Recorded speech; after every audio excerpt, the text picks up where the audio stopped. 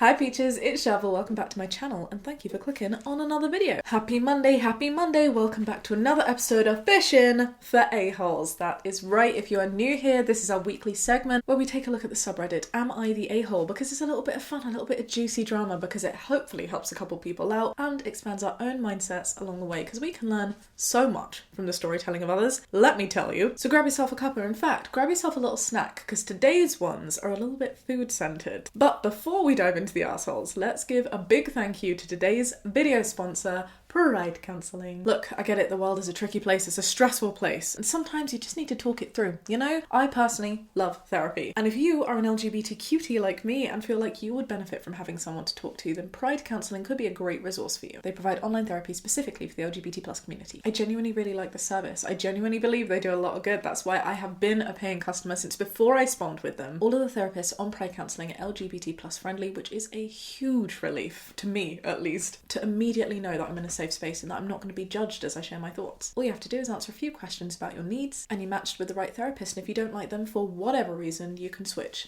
Just like that, free of charge. My second favourite thing about Pride Counselling is that you can speak to your therapist whenever and however you want to. Text, online chat, phone call, video call, it is totally up to you. I personally prefer to take therapy from the comfort of my bed or a homemade fort. And if you're thinking, wow, this is great, but I can't quite afford it, just know that Pride Counselling also offer financial aid that you can apply for too, because no one should feel left out from having good mental health. If you'd like to find out more or sign up, you can take a look at my link downstairs in the description box, pridecounselling.com/Shaaba, or you can check out this gorgeous little QR code. Either way, you get 10% off your first month too. Alright, should we go judge some potential assholes? Let's see. Am I the asshole for putting meat in a tofu dish? This happened at a potluck. I bought a dish that was tofu stir-fried with minced pork, ginger and spring onions, similar to mapo tofu, but not spicy. I'm really sorry if I mispronounced that. Please feel free to correct me. Everything was fine except when someone asked me if my dish was halal. I said no, it has pork. That's when Jen overheard, damn Jen, and freaked out that she ate meat. I'm kidding, I don't judge Jen. It turns out that a lot of other vegetarians ate my dish assuming that it was vegetarian. For the rest of the party, I've had so many people, including non-vegetarians, tell me that I'm an asshole for putting meat in a vegetarian dish. Whoa. I'm withholding judgment at the moment, but could you believe the gall, the gumption of people to come up to you, multiple people, and be like, you're an asshole for the food that you brought to this party?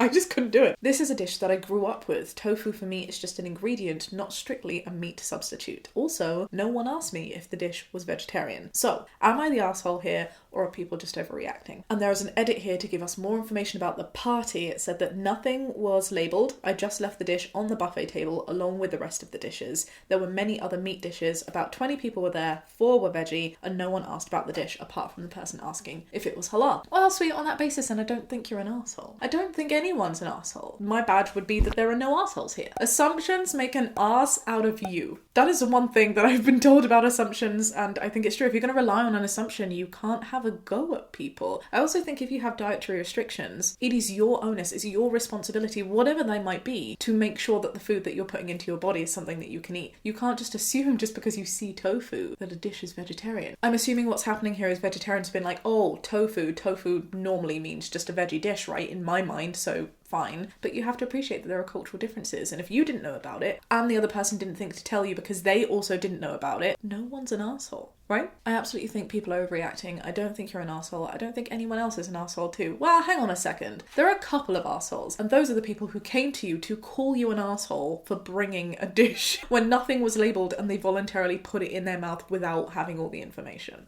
They assumed it was a vegetarian dish because they have a weird misconception that tofu exists only for vegetarians. I'm a vegetarian. I made the mistake of not asking when I ordered a tofu dish from a very traditional Chinese restaurant. The menu was predominantly in a Chinese dialect with only the briefest description in English. I didn't blame the restaurant. I just ordered something different and paid for both dishes. It's not anyone's fault that I didn't ask first. That's interesting. If I were veggie and I went in, or if I had any dietary requirement and I went into somewhere where I was not in control of preparing the food, I would let that be known at the beginning. Also, I'm sure that's just etiquette. When you go into restaurants, they ask, do you have any dietary requirements? My point is, I would have said that I was vegetarian, and if a meal came that like very clearly wasn't veggie, I'd be like, oh, I'm vegetarian, is there any way I can swap that? And if they say no, then I would accept it. But I would have asked if I could have just paid for the one dish and they'd taken the other one that I hadn't touched. But if that can't happen, fair enough. I have friends who think French onion soup is vegetarian because it's just onions. Is French onion soup not vegetarian? Americans don't have a great grasp on food in general. I am American. I am not American. I clearly also do not have a great grasp on food food. I apologise. I think there's general consensus, my love, that you are not the arsehole. And I'm sure, like you, I would not appreciate working my butt off to make a really nice dish for people to enjoy for them to call me arseholes because they didn't think to ask questions that affected their mouths. I would also question what the host's involvement was here, because if I was having a buffet at my house party, it would be my responsibility to make sure that I introduced the dishes. Especially if you know that people are coming to your place with dietary requirements, you have an area that is gluten-free, that is vegan, that is veggie, you know? Shall we move on? Am I the asshole for not wanting my fiancé to make a birthday cake for his sister because it's my birthday too? I'm 36, my fiancé is 39, and I'll call him Dave. Dave can make really good detailed cakes. It's not a business, but something that he enjoys doing. We've been together for 3 years. Dave's sister died close to 10 years ago before we met. Coincidentally, me and his sister have the same birthday. Every year, Dave makes an extravagant cake and sings happy birthday to his sister. Dave! I want to make it clear that I don't have a problem with this if it was on any other day. The day before, the day after, whenever. But my family always make a big deal of birthdays, and he knows I enjoy celebrating and having my day. I know some people think that you can be too old for birthdays, and that's their opinion, but it's not mine. If you have a birthday, it's totally fine to want to celebrate your birthday. There's no such thing that says older people cannot celebrate birthdays. At the same time, though, if the sister shared a birthday, whether she's passed or is alive, I just don't think you can be mad, especially as an adult, that someone shares the same birthday as you. Let's read on. So, my birthday's next week. I asked Dave if we could do his sister's celebration on a different day. He said no, he's going to make the cake and do the routine that he does every year. Understandable, in my opinion. I said I get that, but this is my birthday and I'm actually here right now. And how many more years is he going to continue doing this?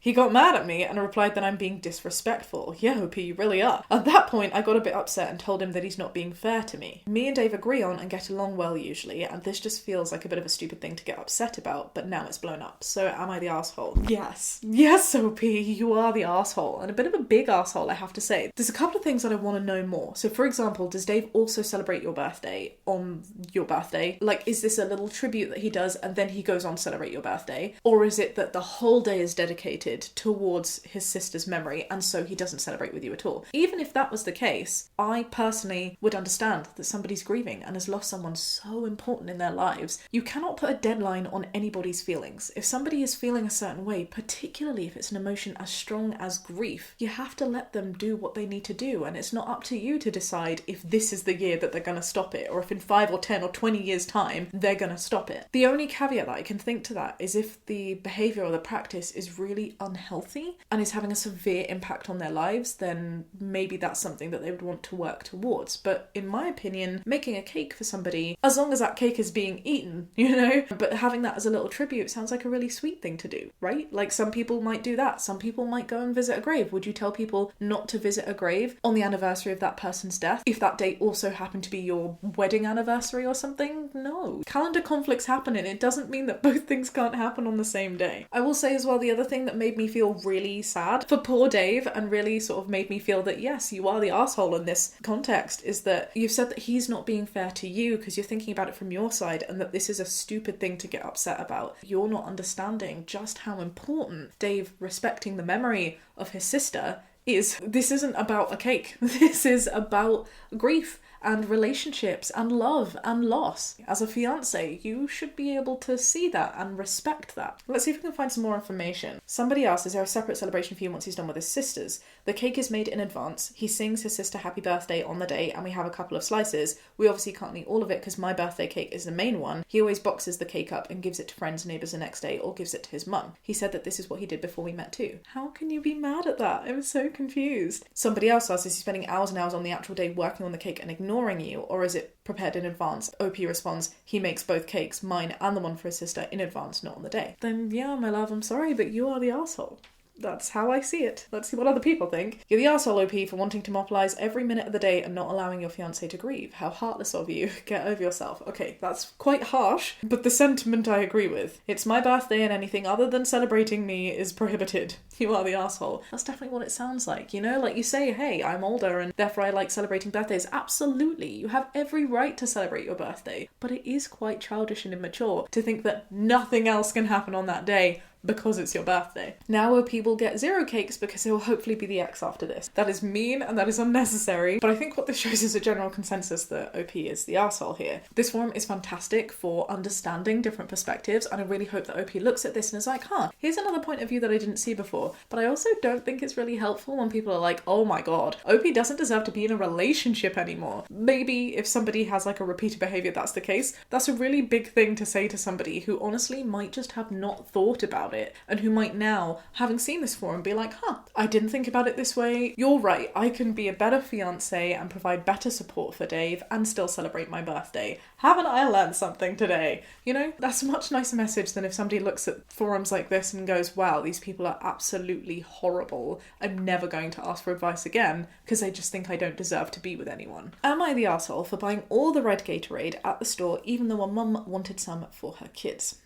I'm a big fan of Gatorade and I have a specific reason for buying it. I've got low blood sugar and dehydration issues, and my doctor recommended that I drink Gatorade to help keep my electrolytes in balance. However, I'm also neurodivergent and it's hard for me to change things up and try new flavours, so I only buy the red kind as it's the only one I like. Yesterday I went to the grocery store on their stock day and I saw that they had a fresh shipment of Gatorade. I was so happy because I'd been running low at home. I grabbed the bottles of the red flavour and put them in my cart. As I was walking away, a mum with 2 kids approached me and asked if I could spare a few bottles of the red Gatorade. She explained it was her kids' favourite flavour and that they were out of stock at their local store. I felt bad for her, but I explained that I needed the Gatorade for my own health reasons and that I couldn't spare any. The mum got really upset, started to yell at me, saying that I was being selfish and that I should think about others. I tried to explain my situation again, but she wouldn't listen and kept telling me that I should just take the blue Gatorade instead. I just started to ignore her after a while and eventually she stormed off. Now I'm wondering if I was in the wrong. Should I have given her some of the Gatorade even though I needed it for my own health? Or was I justified in keeping it all to myself? Am I the arsehole? Hang on a second. You said, should I have given her some of the Gatorade even though I needed it for my own health? You need an electrolyte drink. You don't necessarily need the red Gatorade, and you certainly didn't need everything you took, so it was stock day, it was all fresh stock. This is another one where maybe you need to go fishing for some more information, but currently I'm thinking everybody sucks here. This is my bad. I do think you are a bit of an arsehole, because if 2 kids are needing it and you took the entire shelf on the day that it came in stock, and this person's come from another store, I get it. People who are neurodivergent, people who do have a need, a genuine great need for consistency and comfort in their lives, should have it. My biggest question is, how many did you take? Because if you took more than 7 and you're drinking 1 a day, then surely you don't need all of them right now. You could absolutely have spared a bottle or 2 bottles to give to somebody else who might be in the exact same position as you. This mum might have a child who also, for their mental health, who is also neurodivergent and really needs this drink. You have no idea, and I totally appreciate you need it and wanting to stock up, but you don't need to stock up that much when someone's specifically asking you. I think that was a bit mean to have not given it to them. At the same time, I also think it was a bit shitty of the mum to then be shouting at you and be like, take the blue one, take the blue one. Maybe she was also just in need and is not communicating it very well, but it's not a kind thing to do to shout either. So yeah, that's my thinking. Let's see if we can get some more information on this. How many did you buy? Almost all of the ones on the shelf. There was about 14 or 15. So you took all the red ones and almost all of the Gatorades in total. The other thing that I'm really struggling with is if somebody really needs that much Gatorade, which I'm not judging anybody for, fair enough, go get your Gatorade. Can't you buy them online? Do you know what I mean? In batch, surely that would be a lot easier than going to a store and waiting, or going to a wholesale place as opposed to going to a local store and literally emptying the shelves. OP states that the drinks were just restocked and that OP was literally taking all of them. It doesn't matter if it's Gatorade, insulin or toilet paper. Hoarding all of the supplies when you 1, clearly have enough for a while, and 2, there's someone else wanting to buy some, makes you an arsehole. The kid could be neurodivergent also. You don't know. And I guarantee you, if you arrived and this mum did the same thing and took literally all of your special drink as soon as it was stocked, you too would be infuriated. Even if I needed a bunch of stuff, I'm not sure I would take everything from a shelf. If you really can only do red and need to bulk order, work with the store manager or order online. Often you can get pallets for lower prices than on the shelves just by scheduling it as a special order. Someone else said that you should definitely do that. Most stores will be happy to order extra for you and keep it in the back, and it's much more preferable to them than having a shelf cleared out, as empty locations on shelves reflects poorly on the store and whoever is responsible for doing that ordering. And that's someone who used to do orders for a major grocery chain. So there you go, just some thoughts for other people who might be in similar positions. Don't know, man, after the great toilet paper nightmare of 2020, I've revisited if yelling is okay here. Watching people roll out the store with a 12-foot tall cart of butt napkins leaves a deep vein of rage that I find sympathetic to this day. I feel you. I do. I too was stuck with having no toilet paper. And also, no cat litter. Like, what were people doing using cat litter as a restocking plan B if they couldn't get toilet roll? Like, my cats were in need. Public resources aren't just there for you. Just think about other people. That's all it is. I get it, there is a need for you, and you can satisfy that need, particularly if you're ordering online. Or if you're taking a bunch, take a bunch. But don't take all, especially if someone else is right there being like, hey, can my kid use it too?